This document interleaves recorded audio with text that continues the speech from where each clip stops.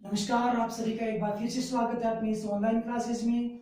इससे पहले हमने पढ़ा था इंद्रधनुष के निर्माण के बारे में, प्रकाश के प्रकीर्णन के बारे में, और आज अपने बात करने वाले हैं मानव नेत्र के बारे में।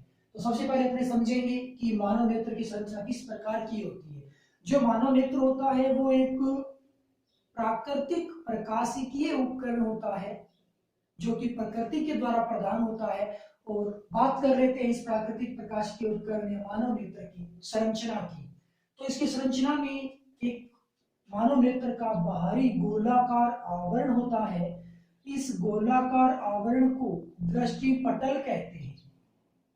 तो ये होगा अपने पास दृष्टि पटल। इस दृष्टि पटल का आगे वाला जो भाग होता है वो उभरा हुआ भाग होता है। इस उभरे हुए भाग को कॉर्निया कहा जाता है। तो ये हो जाएगा कॉर्निया।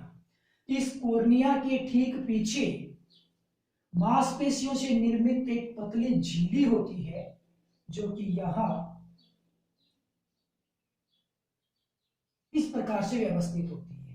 तो ये अपने पास है मांसपेशियों से निर्मित पतली झिल्ली, और इस पतली झिल्ली को आइरस या परितरिका कहा जाता है। तो ये होगा अपने पास आइरस या परितारिका।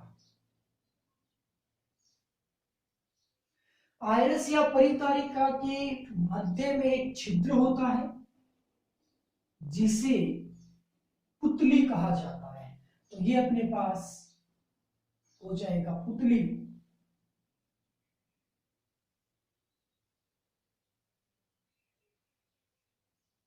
ओके, इस आइरस या परितारिका के ठीक पीछे मांसपेशियों से ही निर्मित एक लेंस होता है जो उत्तल प्रकृति का होता है, और उस उत्तल प्रकृति के लेंस को कहते हैं अभिनेत्र लेंस।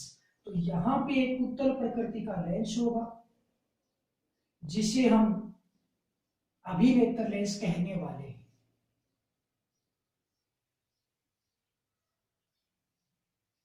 ये हो गया अपने पास अभिनेत्र लेंस।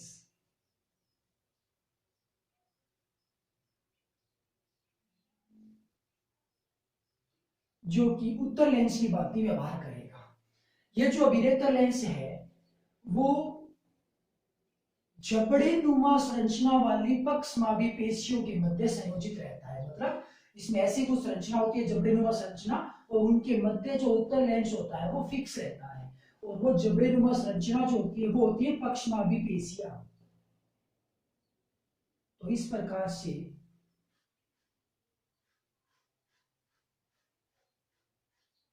पक्षमाभी पेशियों के मध्य अभिनेत्र लेंस है वो जकड़ा हुआ रहता है, संयोजित रहता है। तो ये हो जाएंगे अपने पास पक्षमाभी पेशियां।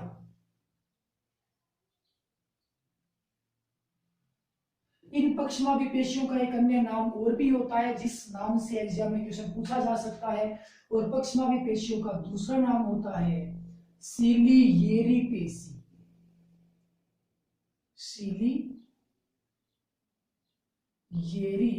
पेशी, इस नाम से भी एग्जाम में क्वेश्चन पूछा जा सकता है।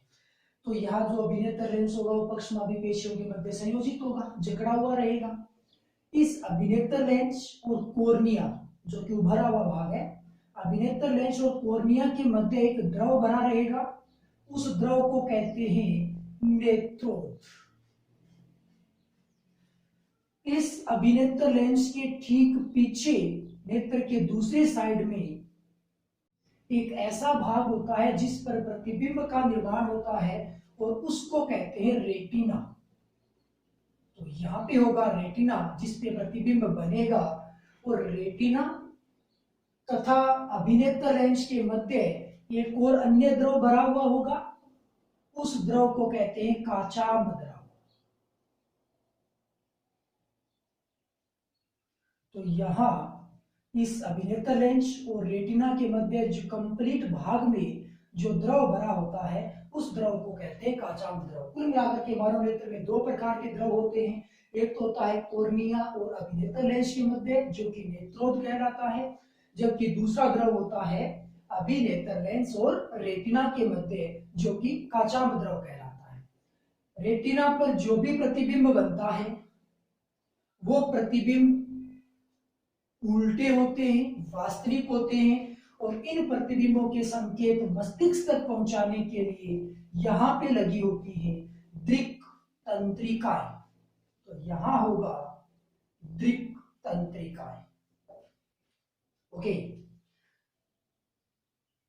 इस मानव नेत्र का जो दृष्टि पटल है जिसके दूसरी तरफ रेटिना लगा हुआ है, यहीं पे मानव नेत्र के अंदर शलाका व शंकु होते हैं, शलाका व शंकु विद्यमान होते हैं। ये जो मानव नेत्र की संरचना है इसमें विद्यमान सभी कारक का अपना अपना एक महत्व होता है। अपने समझेंगे कि कौन सा कारक क्या काम करता है। ये सिंपल इसकी संरचना होगी। अब अपनी संरचना में विद्यमान सभी राशियों को समझने की कोशिश करते हैं कि कौन सा भाग क्या क्या भूमिका अदा करता है। तो सबसे पहले बात करते हैं अपने कॉर्निया की, जो कि एक उभरा हुआ भाग होता है, और उसके साथ में अपनी बात करेंगे पुतली की। तो कॉर्निया और पुतली के थ्रू, पुतली जो कि गोलाकार छोटा वाला भाग है, कॉर्निया जो कि उभरा हुआ भाग है, कॉर्निया और पुतली के द्वारा मानव नेत्र में प्रकाश एंट्री करता है, प्रवेश करता है। तो कुल मिलाकर के कॉर्निया यहाँ पे मानव नेत्र में द्वारक की भांति व्यवहार करेगा। इसी के थ्रू प्रकाश है वो मानव नेत्र में प्रवेश करने वाला है। ये जो आइरिस या परितारिका होता है, जो मांसपेशियों से निर्मित एक पतली झिल्ली होती है, आइरिस या परितारिका का मुख्य कार्य होता है पुतली का समायोजन करना। नॉर्मली हम कई बार देखते हैं कि जब हम गहरी धूप में चले जाते हैं तो अपनी आंखें अचानक से बंद हो जाती हैं, या फिर हम अंधेरे कमरे में जाते हैं तो अपनी आंखें बहुत ज्यादा खुल जाती हैं। वो सब जो सिस्टम होता है वो सारा का सारा काम झाम जो होता है वो आइरिस या परितारिका के द्वारा होता है। तो पुतली और कॉर्निया के थ्रू प्रकाश मानव नेत्र में एंट्री करेगा। जब प्रकाश ज्यादा तीव्रता का होगा, ज्यादा ऊर्जा का होगा, तो अपनी जो पुतली होती है वो सिकुड़ जाती है, और उसको सिकुड़ाने का काम आइरिस या परितारिका करता है। और यदि अपने मानव नेत्र में जो प्रकाश प्रवेश कर रहा है उसकी तीव्रता कम है, ऊर्जा कम है, तो आंखें वो फैल जाती है, यानी कि पुतली है वो फैल जाती है, और उसको फैलाने का काम भी आइरिस या परितारिका का होता है। तो कुल मिलाकर के पुतली को फैलाना या सिकुड़ाना, यानी कि पुतली के समायोजन का ही मुख्य कार्य होता है किसका, आइरिस या परितारिका का।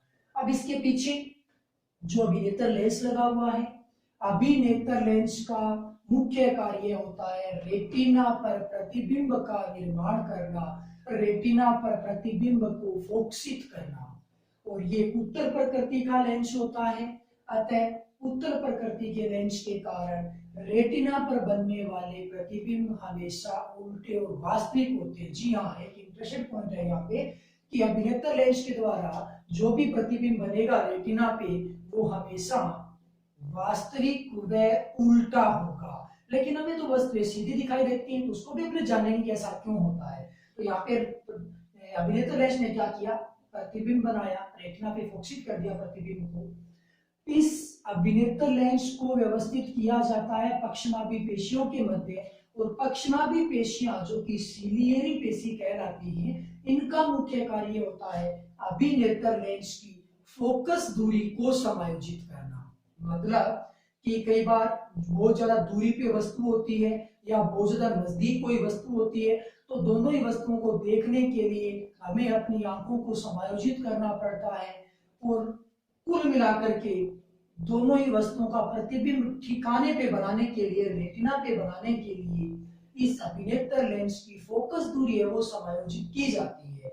और अभिनेत्र लेंस की फोकस दूरी को समायोजित करने के लिए सिलियरी पेशी कार्य करती है, अर्थात सिलियरी पेशी अभिनेत्र लेंस की फोकस दूरी को समायोजित करने का काम करती है, ताकि अभिनेत्र लेंस के द्वारा रेटिना पर ठीक ठीक प्रतिबिंब है वो फोकसित हो पाए। या तो ये जो अभिनेत्र लेंस है वो फैलेगा या ये सिकुड़ेगा, ये सब काम होता है सिलियरी पेशी का। तो शॉर्ट एंड स्वीट, आयरस या परितारिका पुतली के समायोजन का काम करेगा, जबकि सिलियरी पेशी जो कि पक्षमावी पेशियां है वो अभिनेत्र लेंस की फोकस दूरी को समायोजित करने का कार्य करती है। अब यहाँ पे पीछे जो रेटिना बना हुआ है, ये रेटिना प्रतिबिंब निर्माण में सहायक होता है। जो भी प्रतिबिंब बनता है वो ठीक ठीक रेटिना पे ही बनता है। अब यहाँ पे जो शंकु और शलाका विद्यमान होते हैं, इनका भी अपना एक इम्पोर्टेंट रोल होता है मानव नेत्र में। शंकु प्रकाश के कलर यानी कि रंग के प्रति संवेदनशील होता है। मानव नेत्र में कौन से कलर का प्रकाश प्रवेश कर रहा है ये सब शंकु डिफाइन करता है, शंकु हमें बताता है। और मानव नेत्र में कितना प्रकाश, उसकी ऊर्जा कितनी है, तीव्रता कितनी है, यानी कि प्रवेश करने वाले प्रकाश की तीव्रता की व्याख्या शलाका करते हैं। यानी कि जो शलाका होते हैं वो प्रकाश की तीव्रता के प्रति संवेदनशील होते हैं, जबकि जो शंकु होते हैं वो प्रकाश के रंग के प्रति संवेदनशील होते हैं। पशुओं में शंकु नहीं पाए जाते, अतः पशुओं को ब्लैक एंड व्हाइट दिखाई देता है, जबकि मानव नेत्र में शंकु पाए जाते हैं, अतः वो आसानी से किसी भी कलर को इमेजिन कर सकता है, वो उसको देख सकता है किस प्रकार का कलर है वो अपने मानव नेत्र में प्रवेश कर रहा है। तो ये था अपने पास मानव नेत्र और उसकी संरचना की व्याख्या। अब अपने बात करेंगे हाँ साथ में ये जो दृक तंत्रिकाएं होती हैं, यहाँ पे जो भी प्रतिबिंब बनता है रेटिना पे, इस प्रतिबिंब के संकेत दृक तंत्रिकाओं की सहायता से मस्तिष्क तक पहुंचाए जाते हैं। मस्तिष्क उन प्रतिबिंबों की व्याख्या करता है और सीधे प्रतिबिंब के संकेत पुनः दृक तंत्रिकाओं की सहायता से रेटिना तक पहुंचते हैं, मानव नेत्र तक पहुंचते हैं। तो मानव नेत्र में आने वाले जो संकेत हैं, जो मस्तिष्क से संकेत आ रहे हैं वो सीधे होते हैं, अतः कोई भी वस्तु हमें सीधी दिखाई देती है। तो मानव नेत्र में जो रेटिना पे प्रतिबिंब बनता है अभिनेत्र लेंस के द्वारा वो वास्तव में उल्टा होता है, लेकिन उल्टे प्रतिबिंब के जो संकेत होते हैं वो दृक तंत्रिकाओं की सहायता से मस्तिष्क तक पहुंचाए जाते हैं। मस्तिष्क उन प्रतिबिंबों की व्याख्या करेगा और सीधे प्रतिबिंब के संकेत पुनः नेत्र को प्रदान कर दिया जाएगा, जिसके कारण हमें कोई भी वस्तु है वो सीधी दिखाई देती है। तो ये तो हो गई उसकी संरचना की बात। अब अपने बात कर लेते हैं कि ये काम कैसे करता है मानव नेत्र, कैसे इसमें प्रतिबिंब का निर्माण होता है, यानी कि इसकी क्रिया विधि क्या होगी। हमने मोटा मोटी तौर पे संरचना में इसकी क्रिया विधि को समझ भी लिया है, लेकिन एक बार फिर से अपने इसकी बात कर लेते हैं कि ये काम कैसे करेगा, इसकी किस प्रकार से क्रिया विधि होने वाली है। तो सबसे पहले मानव नेत्र के सामने जो भी प्रतिबिंब है रखा हुआ, जैसे अपने पास बिंब रखा हुआ है, जैसे अपने पास ये एक बिंब हो गया, एक वस्तु हो गई, इस बिंब के जो भी संकेत हैं वो मानव नेत्र की ओर आएंगे। इस बिंब के संकेत कोर्निया और पुतली के थ्रू मानव नेत्र में प्रवेश करते हैं। आने वाले प्रकाश की कितनी तीव्रता है उसके आधार पे आइरस या परितारिका पुतली का समायोजन कर देता है। और जब ये प्रकाश किरणें जो कि बिंब से आ रही हैं इस अभिनेत्र लेंस पर आपतित होती हैं, तो अभिनेत्र लेंस की फोकस दूरी को पक्षमावी पेशियों के द्वारा समायोजित कर लिया जाएगा और इसके द्वारा जो प्रतिबिंब बनेगा वो ठीक ठीक रेटिना पे फोकसित होगा, रेटिना पे बनेगा। जब प्रतिबिंब रेटिना पे ठीक ठीक फोकसित होता है या रेटिना पे बनता है तो कोई भी वस्तु हमें साफ दिखाई देती है। यदि कोई भी प्रतिबिंब रेटिना से पहले या रेटिना के बाद बनता है तो हमें वस्तु क्लियर दिखाई नहीं देती है। तो यहाँ से जो भी प्रकाश किरणें आती हैं, सपोज दैट ये प्रकाश किरणें इस प्रकार से आ रही थी, एक प्रकाश किरण इस प्रकार से हो गई, तो ये प्रकाश किरणें रेटिना पे ठीक ठीक फोकसित होंगी और इस प्रकार से यहाँ पे एक प्रतिबिंब का निर्माण करेंगी। तो आने वाले जो यहाँ पे बिंब था, यहाँ से प्रकाश किरणें आई, वो यहाँ रेटिना पे फोकसित हुई, इस बिंब का एक यहाँ पे प्रतिबिंब बना और ये जो प्रतिबिंब बना है वो उल्टा प्रतिबिंब है। इस प्रतिबिंब के संकेत दृक तंत्रिकाओं की सहायता से मस्तिष्क तक जाएंगे। मस्तिष्क सीधे प्रतिबिंब के संकेत वापिस भेजेगा रेटिना को, यानी कि मानव नेत्र को, और ये वस्तु हमें सीधी दिखाई देगी। तो ये सिंपल इसकी क्रियाविधि होती है मानव नेत्र की। अब जब प्रतिबिंब रेटिना पे ठीक ठीक फोकसित नहीं होता, नहीं बनता है, या यूं कह लो कि रेटिना से पहले या बाद में यदि प्रतिबिंब का निर्माण होता है, तो उस स्थिति में वो वस्तु हमें साफ दिखाई नहीं देती है। उस स्थिति में मानव नेत्र में दोष उत्पन्न हो जाते हैं, और उस दोष को भी अपने पढ़ने वाले हैं किस प्रकार के दोष उत्पन्न होते हैं। लेकिन उससे पहले अपने ये समझ लेते हैं कि कोई भी वस्तु हम कितनी दूरी पे रखें कि वो हमें क्लियर दिखाई दे, साफ दिखाई दे। तो उस वस्तु को हमें कम से कम, एक मैं वयस्क इंसान की बात करूं तो उस वस्तु को कम से कम हमें 25 सेंटीमीटर की दूरी पे रखना होगा। न्यूनतम जो दूरी होगी वो 25 सेंटीमीटर होगी, तो ही उस बिंब का प्रतिबिंब स्पष्ट बन पाएगा। और ये जो न्यूनतम दूरी होती है बिंब के रखने की, वो उस बिंब के लिए न्यूनतम स्पष्ट दूरी कहलाती है। और न्यूनतम स्पष्ट दूरी का मान कितना होता है? 25 सेंटीमीटर होता है, यानी कि न्यूनतम स्पष्ट दूरी मानव नेत्र के लिए 25 सेंटीमीटर होती है। इसी प्रकार से अधिकतम अनंत पे हम बिंब को रख सकते हैं, उसका प्रतिबिंब मानव नेत्र पे बनेगा। तो अधिकतम दूरी पे रखेंगे तो वो बन जाएगा मानव नेत्र के लिए अधिकतम स्पष्ट दूरी, जो कि मानव नेत्र के लिए इंफिनिटी होती है। अर्थात मानव नेत्र के सामने यदि मानव नेत्र में कोई भी दोष उत्पन्न नहीं है, तो मानव नेत्र के सामने 25 सेंटीमीटर से लेकर के अनंत तक आप बिंब को कहीं भी रख दो, उसका प्रतिबिंब ठीक ठीक रेटिना पे बनेगा और वो हमें वस्तु स्पष्ट दिखाई देगी। तो मानव नेत्र के लिए न्यूनतम स्पष्ट दूरी 25 सेंटीमीटर होती है, जबकि अधिकतम स्पष्ट दूरी होती है वो अनंत होती है। अब यदि ठीक ठीक प्रतिबिंब नहीं बन रहा है रेटिना पे, इसका मतलब मानव नेत्र में दोष है। और मानव नेत्र के दोष को भी हम 4 भागों में डिवाइड करने वाले हैं: निकट दृष्टि दोष, दूर दृष्टि दोष, दृष्टि वैषम्य और जरा दृष्टि दोष। तो आइए बात करते हैं मानव नेत्र में उत्पन्न होने वाले दोष और उसके निवारण के बारे में। तो मानव नेत्र में पहला दृष्टि दोष होगा निकट दृष्टि दोष।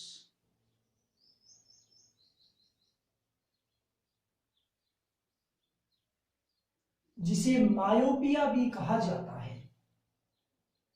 और मायोपिया नाम से मोस्टली एग्जाम में क्वेश्चन पूछ लिए जाते हैं, जैसे कि एक बार क्वेश्चन आया हुआ है कि मायोपिया क्या है, इसके निवारण के लिए कौन से लेंस का उपयोग किया जाता है। तो इसके निकट दृष्टि दोष के नाम के साथ साथ आप मायोपिया नाम भी याद रखोगे तो पूछ सकते हैं कि मायोपिया क्या है और इसके लिए कौन सा लेंस काम में लिया जाता है इसको दूर करने के लिए। तो बात करते हैं निकट दृष्टि दोष यानी कि मायोपिया क्या होता है। निकट दृष्टि दोष वह दोष होता है जिसमें निकट की वस्तुएं साफ दिखाई देती हैं परंतु दूर की वस्तुएं दिखाई नहीं देती हैं या साफ दिखाई नहीं देती है, तो इस प्रकार के दोष को निकट दृष्टि दोष कहते हैं। और ऐसा होता क्यों है उसको समझने के लिए सपोज दैट कि अपने पास ये मानव नेत्र हो गया, जो यहाँ पे ये रेटिना हो गया और यहाँ पे आगे कॉर्निया है और यहाँ लगा हुआ है सपोज दैट एक अभिनेत्र लेंस। तो सामने से आने वाली जो भी प्रकाश किरणें होंगी वो इस प्रकार के दोष में रेटिना से पहले ही फोकसित हो जाती है। यहाँ पे ये रेटिना हो गया तो यहाँ पे ही प्रतिबिंब का निर्माण हो जाता है। कुल मिलाकर के यूं कह सकते हो कि अभिनेत्र लेंस के निकट प्रतिबिंब बन जाता है, अतः इस प्रकार के दोष को निकट दृष्टि दोष कहने वाले हैं। तो निकट दृष्टि दोष में प्रतिबिंब बनता है वो रेटिना पे ठीक ठीक फोकसित नहीं हो पाता, वो रेटिना से पहले ही फोकसित हो जाता है और केवल हमें निकट की वस्तुएं दिखाई देती है, दूर की वस्तुएं दिखाई नहीं देती है। तो इस प्रकार के दोष को दूर करने के लिए आप करते क्या हो, इस प्रकार के दोष को दूर करने के लिए ये आवश्यक हो जाता है कि आपतित होने वाली प्रकाश के लिए थोड़ी फैली हुई आए ताकि वो ठीक ठीक रेटिना पे प्रतिबिंब का निर्माण कर सके। तो एक्चुअल में इस दोष को दूर करने के लिए हम कौन सा लेंस काम में लेंगे उसको भी अपने समझ लेते हैं। अपने पास ये हो गया एक, ये जो लेंस है, ये जो स्ट्रक्चर है, ये है दोष युक्त मानव नेत्र। और अपने पास सपोज दैट कि ये अभिनेत्र लेंस हो गया, ये हो गया रेटिना। जो प्रकाश किरणें पहले इस प्रकार से आ रही थी, कुछ इस प्रकार से, अब इस प्रकाश किरणों के मार्ग में यदि अपने इसी की बात करें कि कहां फोकसित होगी, तो ये प्रकाश किरणें कुल मिलाकर के यहां फोकसित हो जाएगी। अब इन प्रकाश किरणों के मार्ग में हम लगा देते हैं एक अवतल लेंस। कौन सा लेंस लगा दे? एक अवतल लेंस इसके मार्ग में हम आरोपित कर देते हैं। तो अवतल लेंस सपोज दैट कुछ इस प्रकार से है, ये हो गया जी अवतल लेंस। तो अवतल लेंस क्या करेगा? अवतल लेंस प्रकाश किरणों को अपसरित करेगा, फैलाएगा। तो ये प्रकाश किरणें फैल जाएंगी, ये इस प्रकार से जाएंगी और अभी से अपसरित होने के पश्चात ये अभिनेत्र लेंस पे गिरेंगी। अब ये अभिनेत्र लेंस इनको समायोजित करने का काम करेगा और इसका जो प्रतिबिंब बनेगा वो ठीक ठीक रेटिना पे फोकसित होगा। तो पहले ये प्रकाश किरणें किस प्रकार फोकसित हो रही थी? ये प्रकाश किरणें आ रही थी, यहाँ से अभिसरित होंगी और यहाँ प्रतिबिंब बना रही थी। अब हमने अवतल लेंस काम में लिया तो ये प्रकाश किरणें फैली हुई आ रही हैं और ठीक ठीक रेटिना पे फोकसित हो रही है। तो फिर निकट दृष्टि दोष या मायोपिया को दूर करने के लिए अवतल लेंस का प्रयोग किया जाता है। निश्चित फोकस दूरी के अवतल लेंस का प्रयोग करके आप निकट दृष्टि दोष यानी कि मायोपिया को दूर कर सकते हो। अब अपने दूसरे दोष की बात करते हैं, जो कि अपने पास होगा दूरदृष्टि दोष।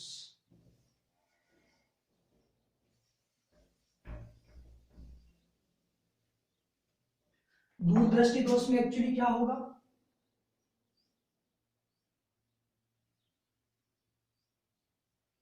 दूरदृष्टि दोष का दूसरा नाम होता है हाइपरमेट्रोपिया। हाइपरमेट्रोपिया क्या है? इसको दूर करने के लिए आप कौन सा लेंस काम में लेते हो? आइए समझते हैं दूरदृष्टि दोष क्या होता है। दूरदृष्टि दोष वह नेत्र दोष होता है जिसमें दूर की वस्तुएं साफ दिखाई देती हैं जबकि निकट की वस्तुएं साफ दिखाई नहीं देती हैं। इस प्रकार के दोष को दूरदृष्टि दोष कहते हैं। इस दोष को दूर करने के लिए हम क्या करने वाले हैं उसको समझ लेते हैं। सपोज दैट ये मानव नेत्र हो गया, यहाँ पे ये अभिनेत्र लेंस लगा हुआ है, तो जो भी प्रकाश किरणें अभिनेत्र लेंस पे आपतित हो रही हैं, इस दूरदृष्टि दोष में ये प्रकाश किरणें या रेटिना पे फोकसित नहीं होती। ये सपोज दैट रेटिना हो गया, ये रेटिना के बाद में जाके फोकसित होती है कुछ इस प्रकार से। तो रेटिना के बाद में जाके फोकसित होती है, या यूं कह सकते हो अभिनेत्र लेंस से दूर जाकर के फोकसित होती है, अतः इसे दूरदृष्टि दोष कहते हैं, यानी कि इसे हाइपरमेट्रोपिया कहा जाता है। तो इस दोष को दूर करने के लिए आप करोगे क्या? इस दोष को दूर करने के लिए आवश्यक होगा कि आपतित होने वाले प्रकाश किरणें थोड़ी सी कुड़ी हुई आए, एक दूसरे के थोड़ा नजदीक आए, ताकि ये जल्दी से फोकसित हो जाएं और ठीक ठीक रेटिना पे प्रतिबिंब का निर्माण हो, ये रेटिना पे फोकसित हो पाए। तो इसको दूर करने के लिए आप क्या करने वाले हो? सपोज दैट कि ये अपने पास मानव नेत्र हो गया, यहाँ पे ये उत्तल प्रकृति का एक लेंस जो कि अभिनेत्र लेंस है, और इस लेंस पर प्रकाश किरणें कुछ इस प्रकार से आपतित हो रही थी। ये आपतित प्रकाश किरणें हो गई। इस आपतित प्रकाश किरणों के हमें सिकुड़ाना है, थोड़ा नजदीक लेके आना है, और सिकुड़ाना यानी कि अभिसरित करने का काम करता है उत्तल लेंस। तो इनके मार्ग में हम उत्तल लेंस को संयोजित करने वाले हैं। तो एक निश्चित फोकस दूरी का हमने उत्तल लेंस इनके मार्ग में रख दिया, ये हो गया जी अपने पास उत्तल लेंस।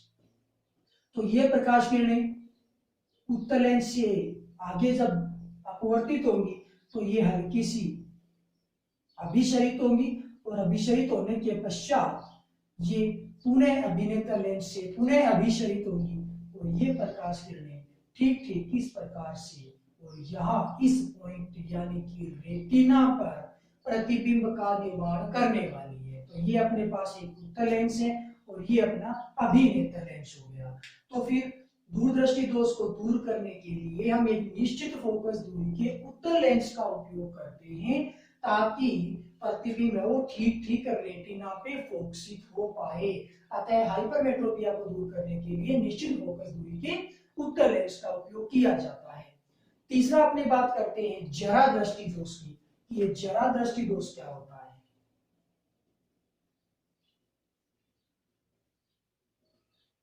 जरा यानी कि बुढ़ापा। उम्र बढ़ने के साथ साथ जो दोष उत्पन्न होता है वो जरा दृष्टि दोष होता है।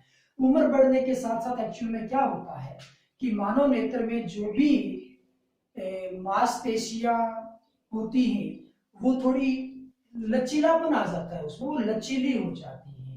यानी कि जो अभिनेत्र लेंस होता है उसके समायोजन होने की क्षमता जो होती है वो लगभग नगण्य बन जाती है, बहुत कम हो जाती है।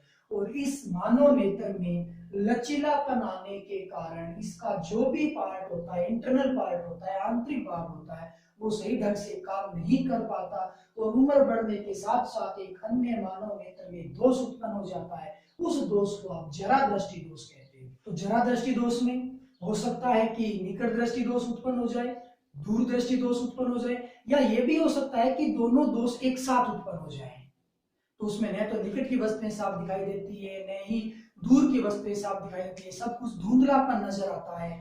तो उस प्रकार के दोष को दूर करने के लिए द्विफोक्सी लेंस का उपयोग किया जाता है। सुविधा अनुसार उसमें उत्तल या अवतल या दोनों ही प्रकार के लेंस काम में लिए जा सकते हैं। तो जरा दृष्टि दोष को दूर करने के लिए द्विफोक्सी लेंस काम में लिया जाता है। अब अपने पास चौथा दोष आता है दृष्टि वैषम्य, या उसे हम कह सकते हैं अबिंदुकता।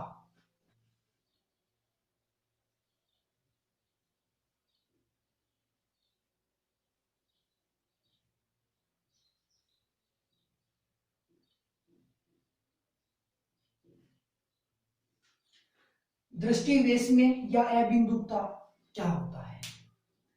कई बार क्या होता है कि कुछ रेखाएं जो ऊर्ध्वाधर भी हैं और क्षैतिज भी हैं, इन दोनों को यदि अपने एक साथ देखने की कोशिश करें तो हमें या तो ऊर्ध्वाधर रेखा नजर आएगी या क्षैतिज रेखा नजर आएगी। दोनों रेखाएं एक साथ हमें दिखाई नहीं देती हैं। इस प्रकार के दोष को दृष्टि वैषम्य या अबिंदुकता कहते हैं। तो दृष्टि वैषम्य दोष कौन सा होगा? वह मानव नेत्र दोष जिसमें या तो ऊर्ध्वाधर रेखाएं स्पष्ट दिखाई देती है या क्षैतिज रेखाएं स्पष्ट दिखाई देती हैं। इस प्रकार के दोष को दृष्टि वैषम्य या अबिंदुकता कहते हैं। तो कुल मिलाकर के सपोज दैट ये मानव नेत्र हो गया, यहाँ पे अभिनेत्र लेंस लगा हुआ है और इस मानव नेत्र के सामने हम यहाँ पे ऊर्ध्वाधर और क्षैतिज रेखाओं वाली एक इमेज ऑब्जेक्ट की कल्पना कर लेते हैं कि यहाँ पे इसमें ऊर्ध्वाधर और क्षैतिज रेखाएं हैं। यदि किसी भी व्यक्ति को दृष्टि वैषम्य या अबिंदुकता दोष है तो ये जो स्ट्रक्चर है वो उस व्यक्ति को कुछ ऐसा दिखाई देगा। मान लो कि उस व्यक्ति को ऊर्ध्वाधर रेखाएं दिखाई नहीं दे रही है तो उसको क्षैतिज रेखाएं साफ दिखाई देंगी कुछ इस प्रकार से, लेकिन ऊर्ध्वाधर रेखाएं उसको ऐसे टेढ़ी नजर आएगी कुछ इस प्रकार से। ऐसा सिस्टम उसको दिखाई देगा। और यदि उस व्यक्ति को ये क्षैतिज वाली रेखा स्पष्ट दिखाई नहीं दे रही थी, ऊर्ध्वाधर सीधे दिखाई देती, तो फिर उसके लिए वही जो ऑब्जेक्ट है उसकी इमेज कुछ इस प्रकार की बनती। तो उसको ऊर्ध्वाधर रेखाएं बिल्कुल सीधी दिखाई देती, जबकि क्षैतिज रेखाएं उसको इस प्रकार से मुड़ी हुई यानी कि वक्राकार नजर आती। तो इस प्रकार के दोष में जो ऊर्ध्वाधर और क्षैतिज रेखाएं होती है वो दोनों एक साथ स्पष्ट दिखाई नहीं देती हैं। और इस प्रकार के दोष को दूर करने के लिए बेलनाकार लेंस का उपयोग किया जाता है। बेलनाकार सिलेंड्रिकल लेंस का उपयोग किया जाता है, जिस लेंस को यहाँ मानव नेत्र में व्यवस्थित कर देते हैं कुछ इस प्रकार से, यहाँ पे लगा दिया जाता है एक बेलनाकार लेंस, और उस बेलनाकार लेंस के द्वारा ये क्षैतिज और ऊर्ध्वाधर रेखाएं बिल्कुल क्लियर दिखाई देगी। अब इसको लगाते कैसे हैं उसके अपने बात कर लें तो मान लो कि किसी व्यक्ति को एक क्षैतिज जो रेखाएं हैं वो स्पष्ट दिखाई नहीं दे रही है, तो बेलनाकार लेंस को इस प्रकार से लगाया जाएगा ताकि इसके पीछे की जो भी रेखाएं हैं उसको क्लियर दिखाई दे, यानी क्षैतिज रेखा उसको साफ दिखाई दे। और यदि किसी भी व्यक्ति को ऊर्ध्वाधर रेखाएं क्लियर दिखाई नहीं देती है तो बेलनाकार लेंस है वो कुछ इस प्रकार से लगाया जाता है ताकि उस व्यक्ति को ये ऊर्ध्वाधर वाली रेखाएं साफ दिखाई दे। तो कुल मिलाकर के दृष्टि वैषम्य या अबिमुखता दोष को दूर करने के लिए मानव नेत्र में बेलनाकार लेंस का उपयोग किया जाता है। तो ये था अपने पास आज का टॉपिक मानव नेत्र, उसकी संरचना, क्रियाविधि और उससे संबंधित दोष और उसके निवारण के बारे में। तो आज के लिए बस इतना ही। Thank you.